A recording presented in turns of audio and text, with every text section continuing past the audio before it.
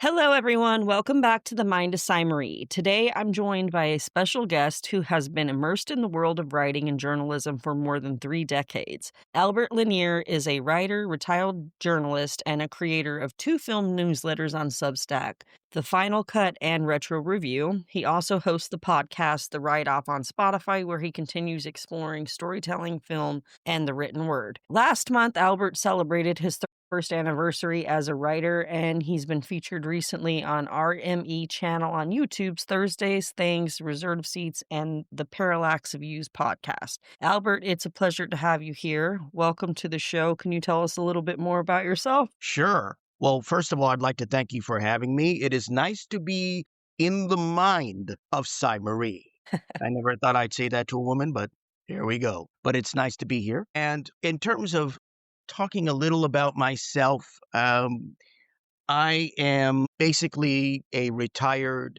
print journalist and freelance writer. I was a freelance writer and print journalist for 22 years. I've been a ghostwriter for 10 years. And as you noted, I just celebrated my first anniversary last month as a writer in general. So I've been a writer for 31 years. And I guess prior to that, I worked in radio a little, both in college and I guess you would call terrestrial commercial radio. I was a board operator in regards to radio. And that was about the only thing I did before I became a writer. So that's Wow, a little about myself. that's still a very interesting start to get into media. So, celebrating 31 years as a writer, congratulations on that. Looking back, how did you first get started in journalism and writing? Well, I attended a liberal arts college called the University of Hawaii, West Oahu. And the plan was after I got my Bachelor of Arts degree, which is what I received from that institution, after I got my BA and I studied English and I studied history, minored in history. The plan was to basically get a crappy job or a boring job and save money for about 3 or 4 years, then quit and then wind up writing manuscripts, sending them off to publishing companies, sending off short stories. Because when I was getting ready to graduate, and basically what I was on was a career track that was novelist and short story writer. So I was on the novelist and short story writer track because I'd gone to college studying literature, English, and I was preparing for that. I had written short stories in college, and I went to a liberal arts college, as I mentioned before, and this college did not have a journalism program. So I am not formally trained collegiately and academically in regards to university or college in regards to journalism. The only background I have in terms of journalism is in high school. I wrote for what was then a daily newspaper at my high school. I did that for 3 years there. And prior to that, my junior high, I wrote for a newspaper for 1 year there. So my journalism background, strangely enough, is actually in grade school. I mean, not grade school, but in secondary education, junior high and then high school. And so I graduated, got my bachelor's degree, and the timetable, as I mentioned, that's what I called basically part of my plan was the timetable. I didn't expect to be a writer in my 20s at all. Any kind of writing. Could have been, I'm not talking just novels and short stories, could have been screenwriting, could have been TV writing, could have been greeting card writing, didn't matter.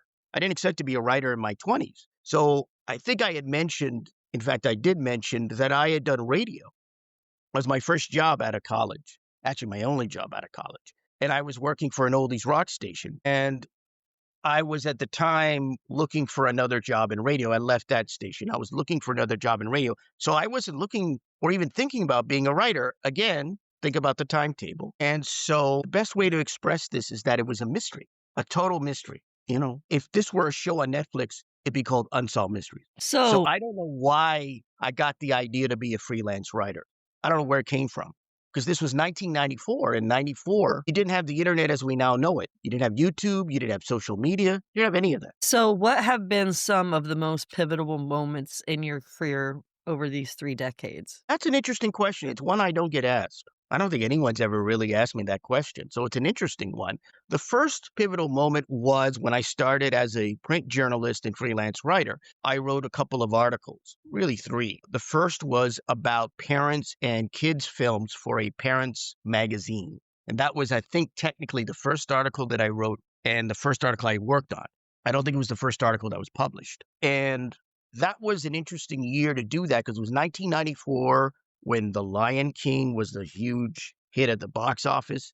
And that article was primarily about, how PG and G rated films are a better bet financially than R-rated films. It was one of the arguments I used in that article. So I also did 2 articles dealing with lieutenant governor and governor candidates in the local elections in my state. So I would say those 3 articles, the first pivotal moment. Second pivotal moment would be that I started covering film festivals, first in 1994 as a journalist, and then after a couple of years, because I had moved to LA and Seattle, or Seattle and LA in progression, and I was just going to festivals as a regular ticket buyer. In 97, I came back to covering film festivals, and I did that up until about 2010.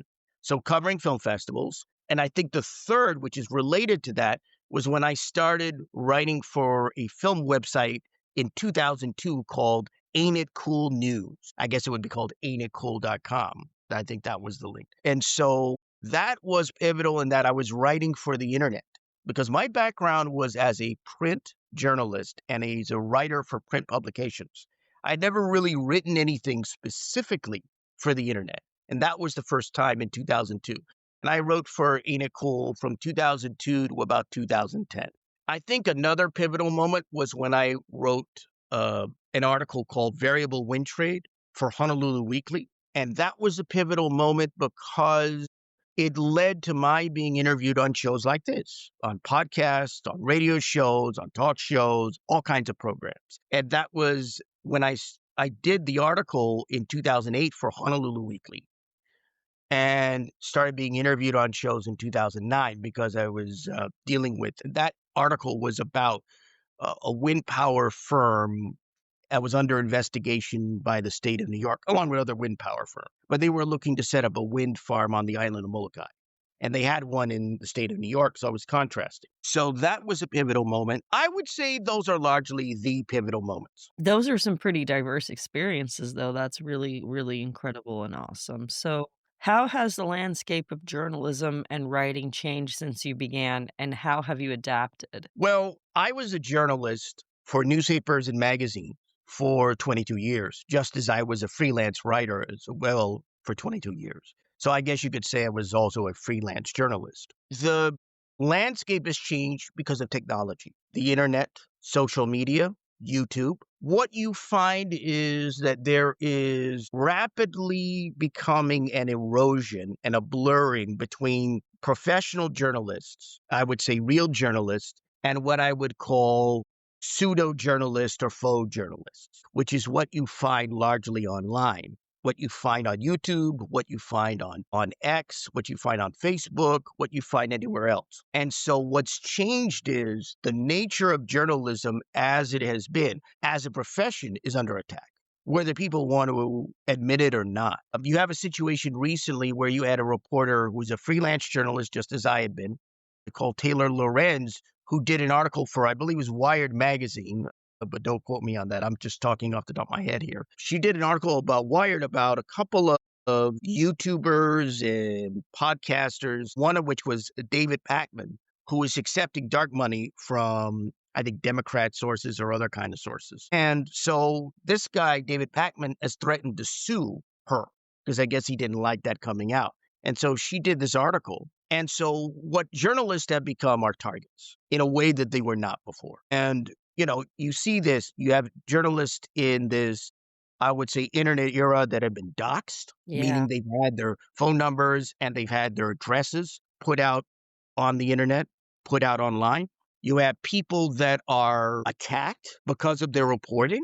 It's not that people disagree with the reporting or they feel there's inaccuracy. It's attack on those members of the media and those journalists. And so what you're seeing is something I wrote a blog after I retired for about 4 years. And one of my articles in my blog was about a guy called Gary Webb who had done a series for, I think it was the San Jose Mercury News called Dark Alliance. And what happened to him is that he was attacked because he did this series. He was attacked by other media sources that came out against him. So what you're seeing is a little of what occurred with Gary Webb, but in probably different styles. A lot of reporters have become targets, and media outlets in general are targets for lawsuits. So journalism, I think, has changed in regards to the differentiation between the professional and the amateur, between the journalist and the non-journalist. So the lines and edges have been blurred there.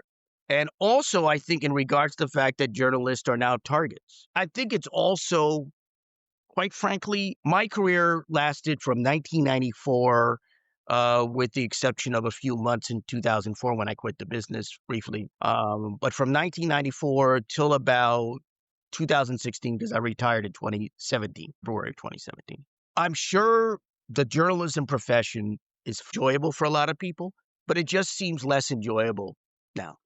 It just seems like real reporters are targets, and there's less of a differentiation between real reporters and fake reporters or wannabes or people who call themselves reporters and journalists. All right. So switching gears a little bit, you write two film newsletters on Substack, Final Cut and Retro Review. Can you share what each covers and how they differ? Absolutely. Final Cut is a newsletter that was created in April 2024, and it is a newsletter that's, I call, something akin to a film magazine. You have different kinds of, I hate the word content, but I'll use it here, different kinds of content film-wise. And so you have analytical essays that examine films. I'll give you an example. I did a couple recently. One was about the movie The Truman Show, called A Conspiracy of One, where I said that The Truman Show was essentially a conspiracy movie.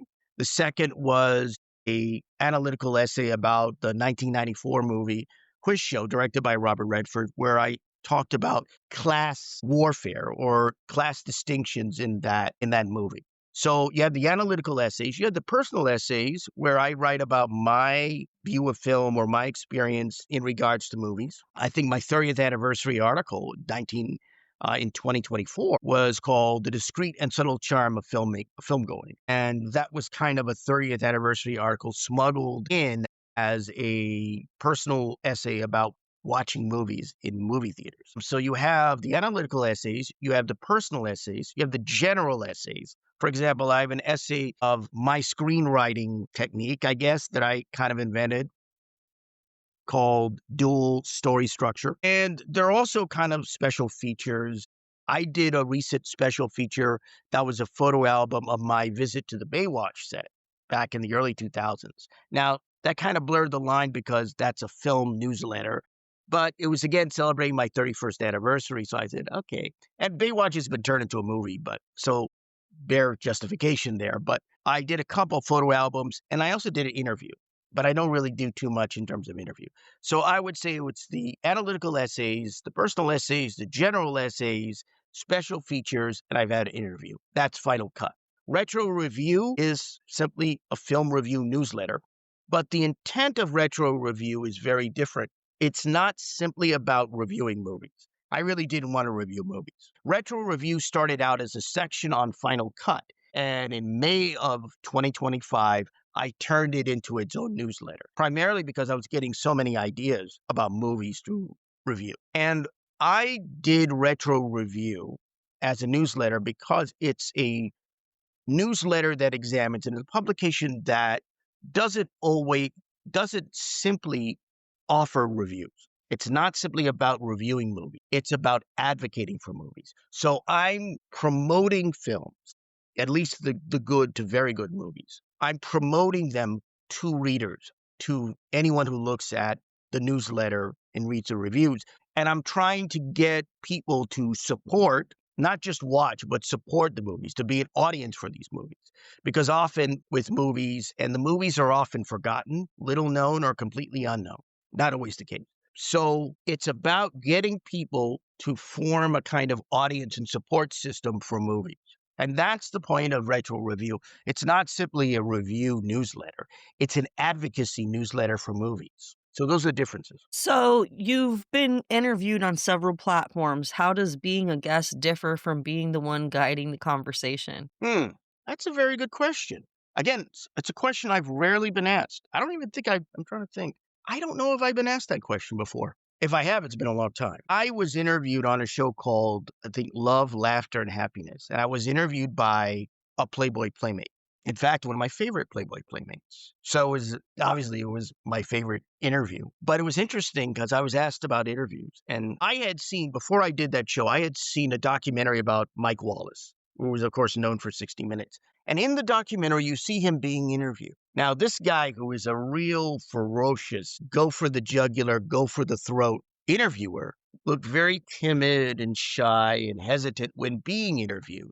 And one of the things I've told people privately, friends of mine and others, is being interviewed is different from interviewing people. I would say in the 15 years that I have been interviewed on podcasts, talk shows, radio shows, all kinds of programs, when I did my very first interview, which was on a show called The Newsmaker Show at a station called WLEA in Hornell, New York, back in 2009, I did that on the spur of the moment. I had actually just called them up to try to schedule something. I'd never been interviewed in my life. Strange. I had been a journalist for, what, I don't know, at that point, 13, nearly 14 years. I'd never been interviewed by any outlet. But then again, I was a local regional freelancer, a local regional reporter, journalist. I wasn't looking to do interviews.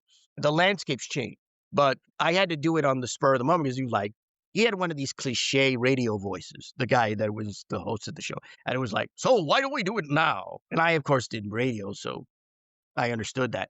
And he taped it and went on the air. Again, I think the big difference is that I wasn't prepared for that interview, though I did it very easily because I just took my notes and went ahead and did it. I think the big difference is as an interviewer, well, really as a journalist, I'm not an interviewer per se. Interviewing is just part of what I did. It didn't prepare me to be interviewed because once you get interviewed, you're on the hot seat and you have to react. And you won't know what that's like until you're on the hot seat, until you're being interviewed. It's a whole different kettle of fish, whole different ball of wax. Being an interviewer does not prepare you to be interviewed. Because if you're doing a real interview and you don't know what the questions are, then you can only react in the moment. See, what I've said about interviewing is this. Interviewing, I discovered a long time ago, is improvisational. It's based in the moment. That's why when I did interviews over the 22 years of my career, I never wrote down a question. Never wrote down a question. I guess I was like Ted Koppel, who I understand never did anyway. I discovered, like he did, that it's about the moment, that it's about reacting to the moment. It's about going with the moment. You have to listen. So if you're being interviewed, there's a little of that, right? Because I have no choice but to listen, but you don't know what's going to happen. So my view as someone who gets interviewed is I don't care what the questions are going to be because I have to react to them. So I never know what the question's going to be. I never know what people are going to ask me. So interviewing people never prepared me to be interviewed because I was interviewed later in life. I was interviewed when I was in my late 30s. So there was no preparation for it. You're just like everyone else. When you're interviewed, you're like everyone else. There's nothing special about you in that sense that you've got people who want answers and they're giving you questions and you either give them answers or you don't. And like I said, it puts you on the same level as everyone else who gets interviewed. So we got about 5 minutes left here, and I'm going to combine two questions. First of all, who are some of your favorite filmmakers? And then what projects or stories are you working on now that you're especially excited about? My favorite filmmakers, Martin Scorsese. Good. I would say Jean-Luc Godard. I would say Michelangelo Antonioni. There are too many to go into. Robert Altman, Francis Ford Coppola. There are so many that I can name. I could go back. Dreyer, Orson Welles. There are too many for me to name, but I've just mentioned a few right then and there. And as for projects that I'm working on, obviously I'm working on my newsletters, Final Cut and Retro Review, but I'm also got my podcast, which is The Write-Off, which is a writing podcast. And I've done that since May of this year. And I had to come up on my final episode of The Write-Off. And also I have a seminar which I developed, which I'd like to go and tour with, called As Sold on TV, Media Promotion for Authors. Done shows, and I've been interviewed for, over 15 years now. And I was on a writing group, and someone was frustrated over their book not selling or not happening. Now, I've never written a book, never been an author, never had time. But I realized there really wasn't much for authors. And I came up with As Seen, As Sold on TV as a way to teach authors how to navigate the world of interviews and media in that landscape in order to promote their books. So that's what I'd like to do. In fact, I'd love to do that in a few cities this year, maybe. I am hoping. We'll see.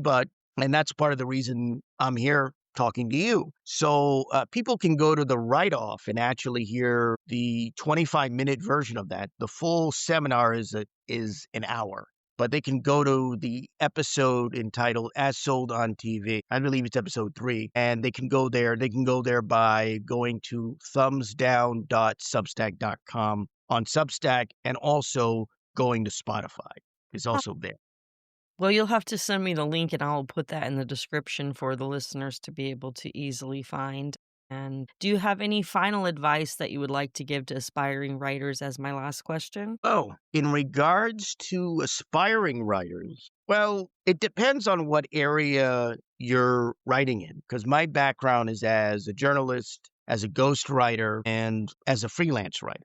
But I would say as a writer, I have my seminars, which I haven't done a seminar in years, but a series called The Goods. It's called The Basics. Goods is part of the basics. And so the basics is what I call the 3 rules of writing. Then there's the goods, which deals with freelance writing. And then there's the business of writing, which is a kind of follow up to the basics. So one of the pieces of advice from my basics seminar that I give to people is what I call the internship. Whatever it is that you're going to write, whatever it is that you're going to get involved with as a writer, whatever field or vocation or profession, take 3 to 6 months. Doesn't have to be 6, could be 3, but take 3 to 6 months to learn all you can about that vocation or profession or field of writing before you engage in it. Now, the reason I do this, I call this the internship, is because if you look at doctors and you look at lawyers, they have to have some postgraduate training, and they have to go through, in the case of doctors, they do internships and they do residency. And of course, lawyers do, they become clerks and then become associates and they join law firms. It's not enough simply to get an education if you're college educated or university educated and then kind of become a writer. I believe that writers need some kind of internship. And that's why I came up with that. Learn all you can. Prepare yourself for the profession or field or vocation you're going to be writing in. And so that's one of the best pieces of advice I can give to writers. You got to be prepared once you become a writer, because it's a very tough world. It's getting tough because, and this is what I didn't mention in your question, but I should have, AI, artificial intelligence. You're facing as the politicians like to call it, existential threat. Well, you had Elton John recently. I just saw this before I came on this podcast.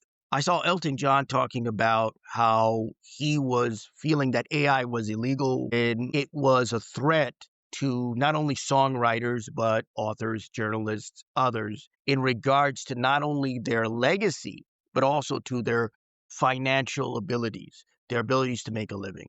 And I guess Elton John is speaking out against it. And so AI is a major threat. I know some people will say, well, you've got to learn to use AI. I don't use it.